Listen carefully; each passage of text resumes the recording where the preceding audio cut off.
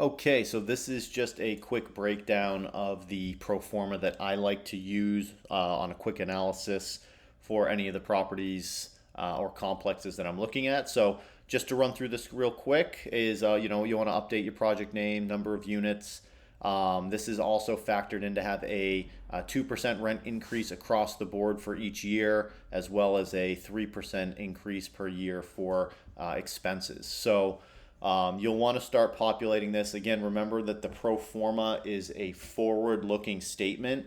So I would, in most cases, you would have a actual figure of what the current in-place rents are with the apartment and expenses, and then you're going to want to see what the potential is going to be under your management. So if you think you can increase rents 25% across the board because they were under market, or if you think the expenses were too high and you can come in and slash expenses, that's what you're going to want to reflect on your pro forma, because this is going to give you a guide or a roadmap to how you can increase value on your portfolio.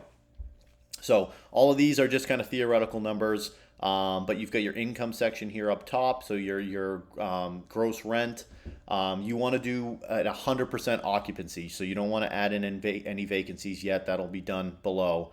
Where can you add additional income with parking, storage, pet income, washer, dryer, all those things you could kind of customize to see what is accurate for your specific property. That's going to pump out your gross income minus your vacancy rate. So if you want to change your vacancy rate, you could go over, instead of 3%, you could go and change that to 5%. And then that will give you a different number here as well. Obviously, it's going to really be dependent on what your market determines. Obviously, we spoke about the New Hampshire market being less than 1%. So a 3% vacancy is 2% above what the norm is right now in that area. So that's going to give you what your effective gross income is. Then we jump into expenses. So these are all kind of the common expenses that you can expect. Administration costs, what your management fee is. So the management fee, this needs to be calculated based on the amount that is generated or actually brought in. So that would be your effective gross income. So your management fee is not going to be part of your gross income your total income, because you're not factoring in your vacancy and you don't want to pay a management company money that they didn't collect. So in this case, we'd have 1,563,900, and then you just want to obviously see, if it's a larger complex, it's going to be a smaller management fee. If it's a 2 to a 10 unit building, it's probably going to be a higher management fee. So let's just say this is a larger complex. We'll do a 4% management fee. That would be 62,000 for the first year. Okay, and then again, this is going to go up 2% each year. So you're going to need to, on the management specifically, you're going to need to make sure that you would do this 2% increase on this first year afterwards. So that would be 63,807.12. And then it's going to auto-populate going forward across the board on all of the other ones. So that's a specific one you'll just need to tweak and really figure out what your percentage is. Like I said, in this case, we did a 4% management fee.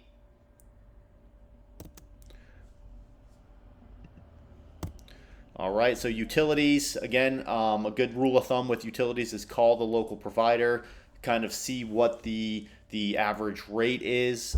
Maybe call up some other neighbors that might give you some insight on what's going on. Are you including utilities? Are you not including utilities? And try to really get the historic data from the prior owner, because that will help determine if these figures are accurate or not. Operations and maintenance. Snow plowing, trash removal, general upkeep, turning units over, all of those things are kind of factored into operations and maintenance expense. Obviously, payroll expense. So a cool thing with payroll is you get to afford to have employees on this specific project. Obviously, this pro forma I'm using here is for a larger complex. So if you've got a 2 to a 20 or below, you're not going to have $120,000 in payroll expense. So that number would be basically eliminated, and you would just be paying that management fee to whoever the company is that's running the asset. The insurance expense, pretty self-explanatory. Real estate taxes, same deal. You just plug and play. Replacement reserve, some people like to put it in, some people don't. The replacement reserve is just basically a certain amount of money that you're capturing per unit per year, to help offset any future costs down the road, like roofing, heating, plumbing, all of these type of major repairs that might come up, is what you're kind of building a safety nest for. So the rule of thumb right now is about $300 per unit per year. So if this was a 100-unit complex, that would be $30,000 a year that you would put into this fund, and then year after year after year it would grow and that money would sit. Just a rule of thumb as well, the replacement reserves, if it's properly accounted for, is actually money that would get transferred to the new owner if you were to sell the property. So if you had 200 grand in there after 10 years, you wouldn't be able to take that 200 grand out. That would have been money allocated for future repairs of the asset. So just food for thought there. So obviously there might be some other expenses. You can plug that in. That brings your total expenses. So expense ratio on this theoretical property is 28%.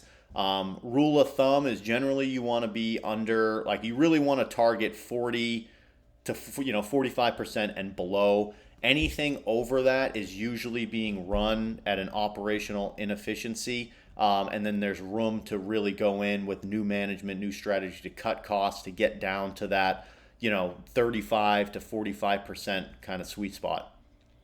So after the expenses, that'll give us our net operating income, which is the big figure that we always want to target. And then now total debt service. So this is also going to be a number that changes quite a bit as well. So this number is what your annual debt service is going to be.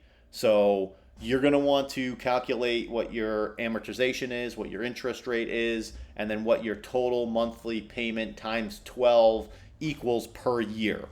So in this case, we just put 500,000, which means that we would have a cash flow after all of our expenses, after we're paying the bank, we're putting $621,000 in our pocket.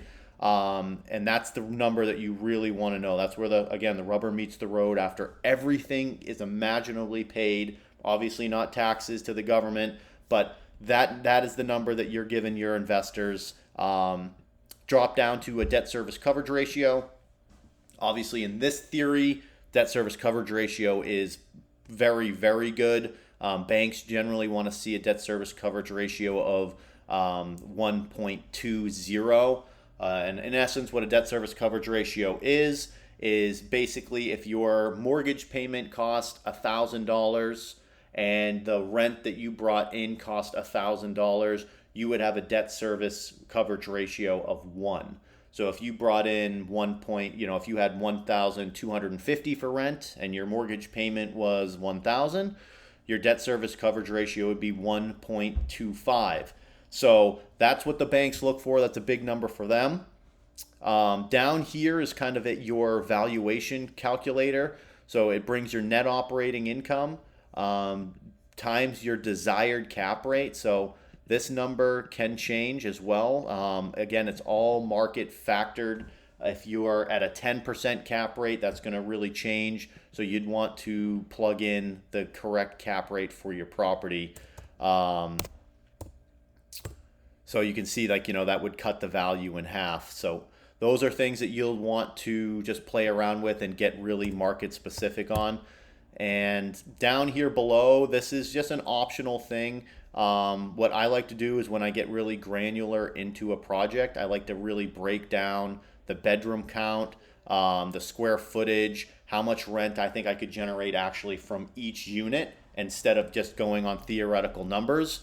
Really helps me put together my value add plan and makes the project seem like it's a little bit more viable. I wouldn't waste your time doing this until you can really see if this deal is a good deal or not. And this Proforma, analyzer is quick, easy, and should allow you to do that. So hope this was helpful, and good luck out there.